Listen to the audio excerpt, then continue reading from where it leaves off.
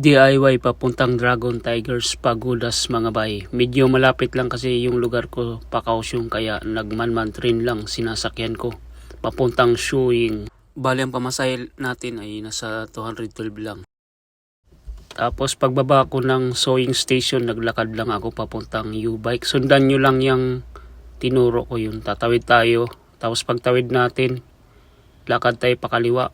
Ayun na, pag nakita mo yung puno na yan, dyan lang yung U-Bike sa likod na yan.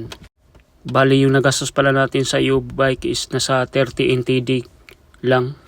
Kumain din siya ng 3 oras tayong nag-ikot-ikot at kasama na rin yung tambay at pagkain.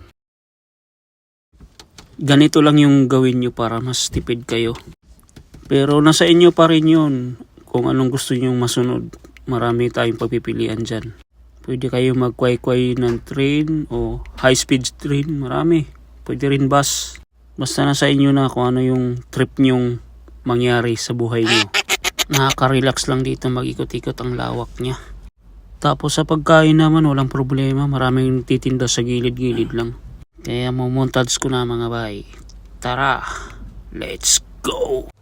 Tandaan nyo lang pala yung U-Bike number nyo, baka kasi iba yung madampot nyo. Marami kasi nakapark na naka U-Bike din. Para iwas magkapalit kayo.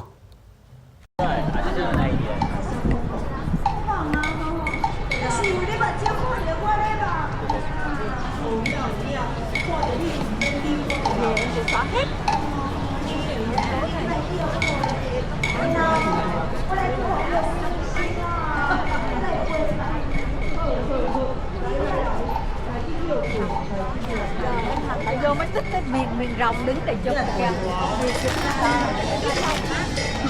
Nói